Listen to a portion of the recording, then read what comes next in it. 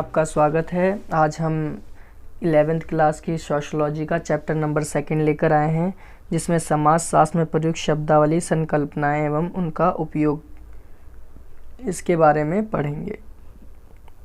पिछले अध्याय में हमने पढ़ा, समाज के बारे में पढ़ा, समाज शास्त्र का अध्ययन किया, किस तरीके से समाज और व्यक्ति की परस्पर क्रियाएं खोजना और स्थिरीकरण वगैरह, ये सारी की सारी चीज़ें हमने समाज के बारे में, समाज को नियंत्रण करने के, कार्य करने के तरीके, ये सारी चीज़ें हमने पढ़ी। और इसमें भी हमें इन्हीं सारी चीज़ों का अध्ययन करना है और समझना है कि क्या क्या चीज़ें इसके अंतर्गत आती हैं। हम ये जानना शुरू करते हैं कि किस प्रकार समाज अपने आप कार्य करता है और क्या ये सामंजस्यपूर्ण है, मतलब ये सामंजस्यपूर्ण कार्य करता है। तो ऐसे कई सारे क्वेश्चंस उठ रहे हैं कि समाज जो है, क्या उसमें किसी प्रकार की असमानताएं हैं या विशिष्टताएं हैं, इनका हम इसमें अध्ययन करेंगे, इस पूरे चैप्टर में अध्ययन करेंगे। आइए हम चैप्टर्स के हेडिंग्स की ओर बढ़ते हैं और जानते हैं। देखिए, समाज में जब हम रहते हैं तो हमारे प्रतिद्वंदी, हमारे चाहने वाले, हमसे नाराज़ रहने वाले, हर तरीके के लोग हमें समाज में मिलते हैं और उन्हीं का ही हम आज अध्ययन करने जा रहे हैं और समझने की कोशिश करेंगे कि किस तरीके से समाज शास्त्र लोगों की क्रियाओं को और अंतर क्रियाओं को अपने अंदर समाहित करता है। ठीक है, इन्हीं का ही हम अध्ययन करेंगे। जैसे अगर मैं बात करूं कि समाज शास्त्र में कुछ लोगों ने व्यक्ति जैसे सूक्ष्म अंतर क्रियाएँ जैसे शुरुआत कर मानवीय व्यवहारों को समझने की कोशिश की है। दूसरे में बृहत संरचनाएं जैसे वर्ग, जाति बाजार, राज्य अथवा समुदाय से भी शुरुआत की है। वहीं परिस्थिति और भूमिका जैसी संकल्पनाएं व्यक्ति के साथ आरंभ होती हैं और सामाजिक नियंत्रण या स्तरीकरण जैसी संकल्पनाएं विशेष संदर्भ में आरंभ होती हैं और व्यक्तियों का स्थान पहले से ही तय होता है। आगे बढ़ते हैं। इसमें जो सेकेंड हेडिंग है, इसमें है सामाजिक समूह एवं समाज। देखिए, सामाजिक समूह एवं समाज के बारे में जानते हैं। सामाजिक समूह कौन से होते हैं? देखिए, सामाजिक समूह जो हो सकते हैं उनका अपना अलग उद्देश्य भी हो सकता है। जो सामाजिक समूह जो हो सकते हैं उनकी संख्या हो सकती है कि वो काफ़ी बड़े हों, काफ़ी बड़े मीन्स कई सारे लोग हों, 10, 15, 20 लोग हों, उनका एक समूह हो जो कि समाज की समस्याओं को ध्यान रखकर कार्यों को करते हों। ठीक है, तो वो सामाजिक समूह कहलाएगा। जो समूह समाज के लिए सोचे, समाज के लिए करे, वो सामाजिक समूह कहलाते हैं। दूसरा समाज क्या है? समाज वह है जिसमें लोग अपने कार्यों को करते हैं और इसमें ये एक जाल संबंधित है। इसमें लोग अपनी अपनी क्रियाओं को पूरी तरीके से करते हैं। सामाजिक समूह में अंतर क्रिया करता है व्यक्ति और संवाद करता है, अंतर क्रिया करता है, संवाद करता है और सामाजिक सामूहिकता को बनाए रखता है। ठीक है, तो इस तरीके के कार्यों को सामाजिक समूह में रहकर लोग करते हैं और अपने जीवनचर्या को व्यतीत करते हैं। जीवनचर्या का मीन्स रहना, लाइफ स्टाइल। ठीक है, और ऐसा होता है कि जो लोग होते हैं, इसमें समूह की बात की जाती है तो ये इसमें काफ़ी बड़ा समूह हो सकता है। इसमें हम की भावना पाई जाती है, यानी किसी एक की बात नहीं कही जाती, किसी एक व्यक्ति की बात नहीं की जाती, इसमें सभी की बात की जाती है। इनमें जो बात की जाती है इसमें सभी की बात की जाती है। सामाजिक समूह में 2 या 2 से अधिक लोग होते हैं। ठीक है, और इनमें सामान्य मूल भी हो सकते हैं, ये प्रत्यक्ष एवं अप्रत्यक्ष संबंध भी हो सकते हैं। तो इस तरीके से देखें तो इसके दृष्टिकोण कई सारे हैं, अपने अलग अलग दृष्टिकोण देखने को मिलते हैं।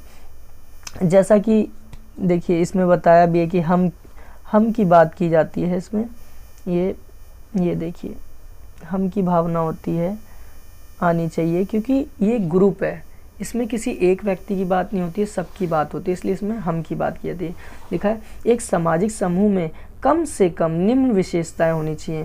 पहला, निरंतरता के लिए दीर्घ स्थायी अंतक्रिया होनी चाहिए। अंतरक्रियाएं इंटरनली एक्टिव होना चाहिए, ठीक है, अंतर्क्रिया होनी चाहिए और इन अंतर्क्रियाओं का स्थिर प्रतिमान होना चाहिए और अन्य सदस्यों के साथ एक सी पहचान बनाने के लिए अपनात्व की भावना होनी चाहिए, ठीक है, यानी अपनापन होना चाहिए, ठीक है। अर्थात प्रत्येक व्यक्ति समूह के प्रति, इसके नियमों, अनुष्ठानों और प्रतीकों के प्रति सचेत रहे, यानी जो भी ग्रुप्स हैं या सामाजिक समूह में हैं उसके लिए वो सतर्क रहे और एक तरीके से उनके जो नियम हैं उन नियमों को माने, अनुष्ठानों को करे और प्रतीकों के प्रति सचेत भी रहे। ये किस प्रकार के समूह, देखिए ये जो एक चित्र दिख रहा है ये लेबर्स का चित्र जहाँ तक लग रहा है और दूसरी तरफ भी ये लेबर ही बैठी हुई हैं। इसमें ये लोग शहर में देखने को ऐसा मिलता है, शहरी क्षेत्रों में जब लोगों को काम नहीं मिलता है तो लोग इसी तरीके से चौराहे पर एक जगह इकट्ठे हो जाते हैं और जिन व्यक्तियों को इनकी ज़रूरत होती है वो आता है और इनको ले जाता है। ये लेबर्स हैं, ठीक है। तो इस तरीके से हमें ये चीज़ें देखने को मिलती हैं। अगला है समूह के प्रकार। देखिए समूह के जो प्रकार हैं वो कई प्रकार हो सकते हैं। समूह के प्रकार जैसे पॉलिटिकल पार्टीज़, ग्रुप जानते हैं, जो पार्टियां होती हैं वो चुनाव लड़ती हैं, वो भी एक समूह में, क्योंकि वो भी समाज के अंतर्गत आती हैं, ठीक है। तो हम इस चीज़ को हम मना नहीं कर सकते, नेगलेक्ट नहीं कर सकते हैं कि वो सामाजिक समूह नहीं है, वो भी सामाजिक समूह में आते हैं, लेकिन उनके उद्देश्य अलग होते हैं। वो राजनीति के लिए होते हैं, वो सत्ता प्राप्त करते हैं, ठीक है। इस तरीके की चीज़ें भी इसके अंतर्गत आती हैं। अगला है प्राथमिक और द्वितीयक सामाजिक समूह। देखिए ये बहुत बेहतरीन है। प्राथमिक और द्वितीय सामाजिक समूह में क्या होता है, देखिए प्राथमिक समूह में क्या होता है, ये लघुता होती है, यानी छोटा होता है, इसकी समीपताएँ, ये शारीरिक समीपताएँ होती हैं और ये सामान्य उत्तरदायित्व होता है, इसमें संबंधों की निरंतरता और स्थिरता होती है। ये तो था प्राथमिकता। और दूसरा है द्वितीयक सामाजिक समूह। द्वितीयक सामाजिक समूह में क्या होता है, इसका आकार बड़ा होता है, ये अप्रत्यक्ष संबंध होता है और ये विशेष स्वार्थों की पूर्ति करता है, यानी एक से ज़्यादा स्वार्थ इसमें होते हैं और ये इसमें उत्तरदायित्व समिति होती है और संबंध अस्थायी होते हैं। द्वितीय में जो होता है वो संबंध अस्थायी होते हैं, ठीक है। अब लिखा समुदाय एवं समाज। देखिए समुदाय एवं समाज में क्या होता है, समुदाय में कई सारे लोग होते हैं और वो एक निश्चित उद्देश्य के लिए भी हो सकता है एक समुदाय। इसमें धर्म जाति की भी बात मैं कर सकता हूँ। देखो समुदाय से तात्पर्य मानव संबंध से है। देखिए इसमें साफ साफ लिखा है जो समुदाय का संबंध है वो किससे, मानव संबंध से, जो बहुत अधिक व्यक्तित्व और घनिष्ठ और चिरस्थायी होते हैं, ठीक है, यानी आपस में ले होते हैं, जहाँ एक व्यक्ति की भागीदारी सच्चे मित्र और एक सुगठित समूह में भले ही परिवार जितनी नहीं होती परंतु महत्वपूर्ण होती है। इसमें क्या होता है, समुदाय जो होता है वो बहुत महत्वपूर्ण माना गया है। देखिए स्कूल में इन दो प्रकार के समूह की तुलना की जा रही है। देखिए एक तरफ तो ये जो चित्र दिख रहा है इसमें टीचर्स पढ़ा रहे हैं, ये बच्चे पढ़ रहे हैं, दूसरी तरफ ग्रुप्स में पढ़ाई हो रही है, जो दोस्त हैं आपस में मतलब बात करके एक दूसरे को समझा रहे हैं और चीज़ों को समझ रहे हैं, ग्रुप में पढ़ाई चल रही है, ठीक है। अब अगला जो टॉपिक है हमारा है अंतः समूह एवं बाह्य समूह। देखिए बहुत इंपॉर्टेंट है, इसको ज़रूर समझें कि इसमें क्या होता है। देखो संबंधता की भावना होती है, अंतः समूह की पहचान होती है, यहाँ या यह भावना हम या हमको उन्हें अथवा वह से अलग करती है। इसका मतलब यही है कि ये हमको और उन्हें अथवा वह से अलग करती है। इसमें क्या होता है, देखिए अंतः समूह में होता है हम भावना पाई जाती है, ठीक है, और संबंधों में निकटता होती है, जो रिलेशन होते हैं उनमें निकटता होती, दूरी नहीं होती, ठीक है। अब तीसरा जो पॉइंट है इसमें समूह के सदस्यों के प्रति त्याग होता है, यानी जो समूह होते हैं उनके प्रति त्याग होता है। मैं अभी अंतः समूह बता रहा हूँ, ठीक है। और सुख दुख की आंतरिक भावनाएं होती हैं, अंतः समूह में सुख दुख की भी आंतरिक भावना होती है, ठीक है। तो इस तरीके से मैंने अभी किसके बारे में बताया आप लोगों को, मैंने बताया अंत समूह के, इसके बारे में अभी पॉइंट्स बताएं। अब जो बाह्य समूह होता है उसमें क्या होता है, देखिए उसके बारे में थोड़ा हम जानते हैं।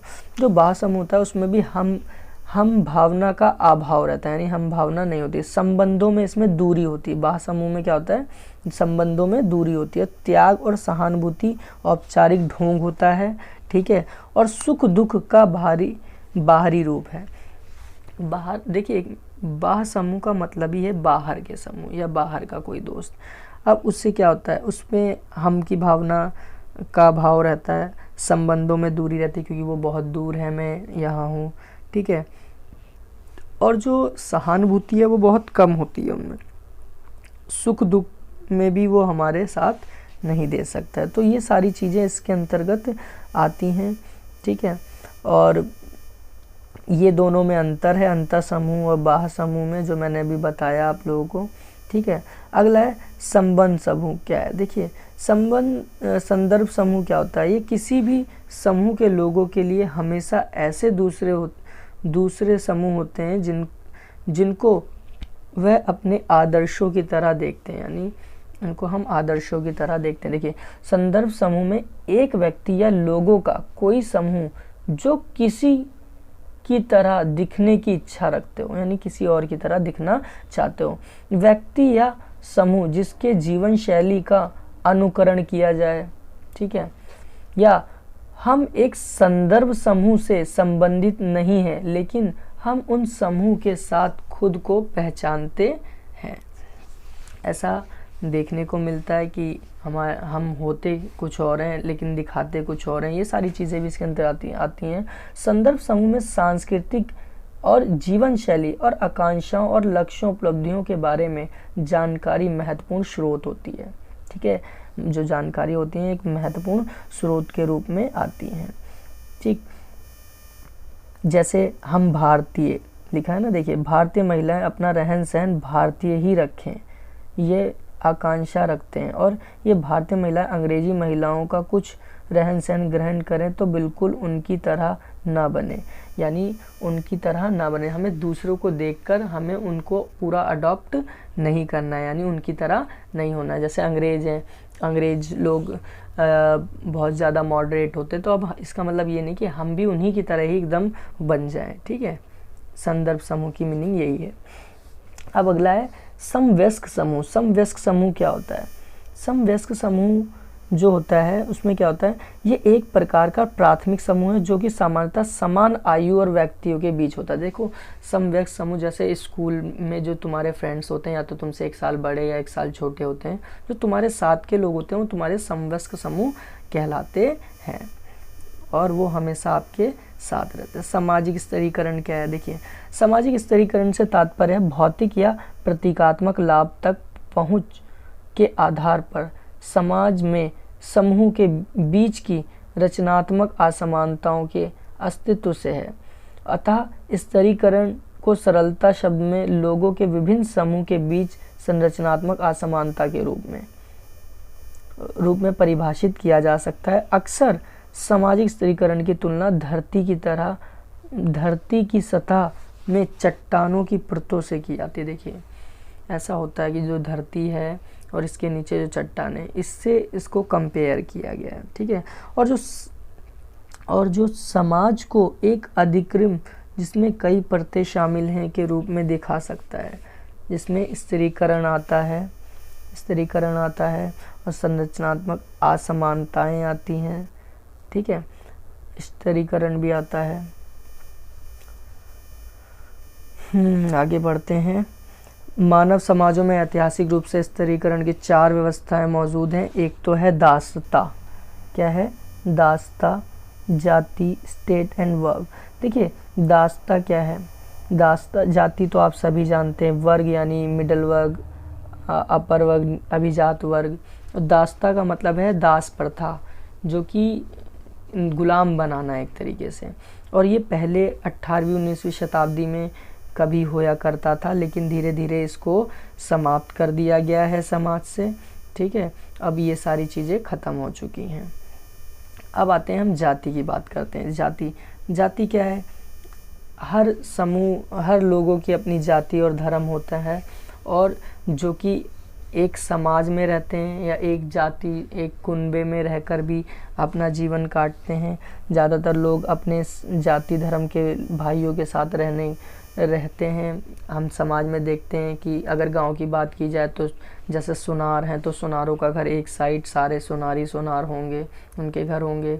कोई मुस्लिम है तो मुस्लिम के ही घर वहाँ होंगे। तो इस तरीके से हम देखते हैं कि भारतीय समाज में ये सारी चीज़ें बहुत ज़्यादा देखने को मिलती हैं। जाति प्रथा तो जानते ही हैं आप, किस तरीके से ब्राह्मण क्षत्रिय वैश्य शूद्र, जो शूद्र होते हैं और वैश्य होते हैं उन पर ब्राह्मण और क्षत्रिय किस तरीके से अपना शासन जमाते हैं, और किस तरीके से वर्ण व्यवस्था, जिसको वर्ण व्यवस्था कहते हैं, जो उसमें सबसे निचले स्तर पर जो है वो है वैश्य और शूद्र, इन पर अत्यधिक अत्याचार किया जाता है। और ये हमारे समाज की एक सबसे बड़ी एक तरीके से कमी बोली जाए, और लेकिन आज के समय में ऐसा नहीं है। ठीक है, अब अगला है भारत में शहरीकरण के दूसरे सामाजिक प्रभाव क्या है। देखिए, भारत में जब शहरीकरण अपनाया गया है तो शहरीकरण से क्या हुआ है कि हम लोग शहर की ओर आ चुके हैं, नए नए होटल्स बन गए हैं, ट्रेनें बसें, ये सुविधाएं हमें शहर में ज़्यादा मिलती हैं, इसलिए हम शहर की ओर जाते हैं। और जब हम शहर की ओर आते हैं तो हमें विभिन्न सुविधाओं से हम अपनी ज़रूरतों को पूरा करते हैं। ठीक है, और गांव के मुकाबले शहर ज़्यादा विकसित होते हैं और ये भीड़ भड़ाके वाले इलाके भी होते हैं। अब हम बात करते हैं वर्ग की। वर्ग देखिए, कार्ल मार्क्स के अनुसार जो समाज है, समाज में जो कार्ल मार्क्स के अनुसार जो वर्ग है वो सिर्फ दो ही वर्ग की बात करते हैं। एक तो है पूंजीपति वर्ग जो है, एक जो है वो है पूंजीपति वर्ग। ठीक है, और दूसरा जो वर्ग की बात करता है कार्ल मार्क्स, वो करता है मजदूर वर्ग की बात करता है। इसमें क्या कहता है, कार्ल मार्क्स का कहना है कि जो पूंजीपति वर्ग है, जो पूंजीपति वर्ग वो होते हैं जो कारखानों के बड़े बड़े स्वामी होते हैं, मालिक होते हैं, वो हमेशा मजदूरों पर अत्याचार करते हैं, उनका शोषण करते हैं, उनसे अत्यधिक कार्यों को करवाते हैं और कार्य करवाने के बाद उनको मेहनताना नाम मात्र की ही देते हैं। इसका कार्ल मार्क्स घोर विरोध करता है। कार्ल मार्क्स का कहना है कि दुनिया के मजदूर इकट्ठे हो जाओ और एक साथ मिलकर इन पूंजीपति स्वामियों को उखाड़कर फेंक दो। जिस दिन आप सब इकट्ठे हो जाओगे तो ये जो पूंजीपति वर्ग हैं ये आपका शोषण नहीं कर पाएंगे। तो ये सारी चीज़ें भी इसमें देखने को मिलती हैं और कार्ल मार्क्स की ये चीज़ों को भी हम समझते हैं। और ये समाज कार्ल मार्क्स जो है वो समाज में इन दो ही वर्ग संघर्ष की बात करता है और जाति संघर्ष की भी बात करता है। अब लिखा है परिस्थिति और भूमिकाएं क्या है। इन दो संकल्पनाओं में परिस्थिति की भूमिका को अक्सर हम युगल संकल्पना की तरह देखा जाता है। परिस्थिति समाज या एक समूह में एक स्थिति है जो प्रत्येक समाज और प्रत्येक समूह में ऐसी कई स्थितियां होती हैं और प्रत्येक व्यक्ति ऐसी कई स्थितियों पर अधिकार रखता है। अतः परिस्थितियों से तात्पर्य है सामाजिक स्थिति और इन स्थितियों से जुड़े निश्चित अधिकार और कर्तव्य होते हैं। उदाहरण के लिए माँ की एक प्रतिस्थिति होती है जिसमें आचरण के कई मानक होते हैं, यानी जो हमारी माँ होती हैं वो चाहती हैं कि हम आदर से रहें, अच्छे से बोलें, अच्छे से बात करें, एक समाज में एक सभ्य व्यक्ति की तरह अपने आप को व्यक्त करें। हमारे जो भाई बहन हैं हम उनसे अच्छे से बात करें। तो ये सारी चीज़ें हमें घर परिवार से ही सीखने को मिलती हैं और समाज भी हमें इन चीज़ों को सिखाता है। जब हम स्कूल जाते हैं तो अलग तरह के छात्र हमें मिलते हैं और उनका बोलने का तरीका, उनका बोलने का लहजा अलग अलग होता है, सबका एक जैसा नहीं होता और ये सीधा इफ़ेक्ट घर पर आता है। ठीक है, इसका सीधा संबंध घर से आता है। और ये परिस्थिति का सामान्य आधार है आयु, जाति। देखिए, जो परिस्थिति का जो सामान्य है वो है आधार आयु, जाति, धर्म, नातेदारी है। ठीक है, ये सारी चीज़ें इसके अंतर्गत आती हैं। आइए आगे बढ़ते हैं। परिस्थिति और प्रतिष्ठा अंतर संबंधित शब्द हैं, यानी एक दूसरे से जुड़े हुए हैं। ठीक है, प्रतिष्ठा मतलब यही कि एक तरीके से आदर्श नैतिक मूल्य इसके अंतर्गत सारे जुड़े हुए हैं।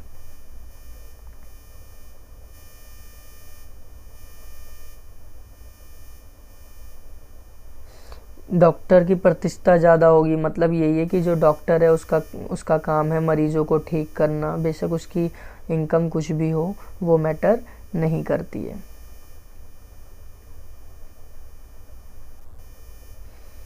समाज में जो समूह होते हैं उनके सबके अपने अलग अलग उद्देश्य, अलग अलग लक्ष्य भी होते हैं। लिखा है समाज एवं सामाजिक नियंत्रण। देखो, समाज में रहकर लोग कार्य करते हैं, लोग समूह का निर्माण करते हैं और विभिन्न विभिन्न क्रियाओं को वो आसानी पूर्वक कर पाते हैं। लिखा है सामाजिक नियंत्रण। सामाजिक नियंत्रण क्या है? सामाजिक नियंत्रण यही है कि विभिन्न निम्न जातियों के साथ अत्याचार नहीं होना चाहिए, उस पर नियंत्रण करना। समाज में रहकर सभी व्यक्तियों को एक समान देखना और किसी पर अत्याचार ना करना। ठीक है, उनकी ज़रूरतों को पूरा करना, अल्पसंख्यक समूह का ख्याल रखना, ये सारी चीज़ें इसी के अंतर्गत आती हैं। तो हमें सामाजिक नियंत्रण भी करना चाहिए। वर्ग संघर्ष ना हो, जाति प्रजातियों के बीच भेदभाव ना हो। ठीक है, व्यक्ति और समूह के व्यवहार में नियमित करने के लिए बल का प्रयोग ना किया जाए। ठीक है, बल प्रयोग कभी कभार ऐसा होता है कि हम लोग ज़्यादा ही आंदोलन करने लगते हैं, तो ऐसे में क्या करते हैं, हमें कंट्रोल करने के लिए पुलिस भेज दी जाती है और पुलिस से हमें फिर डंडे पड़ते हैं या फिर हमें भगाने की पुलिस कोशिश करती है। ठीक है, तो वो भी एक समाज का हिस्सा है। ठीक है, समाज में व्यवस्थाएं बनाए रखने के लिए मूल्य और प्रतिमानों को लागू करना है।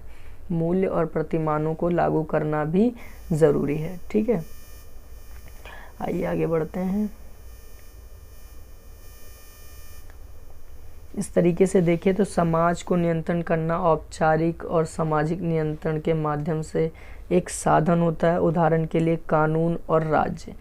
कानून और राज्य जो होता है वो समाज में कार्यात होता है। कानून यानी नियम, रूल और रेगुलेशन। हर राज्य के अपने रूल और रेगुलेशंस अलग अलग भी हो सकते हैं, एक जैसे भी हो सकते हैं।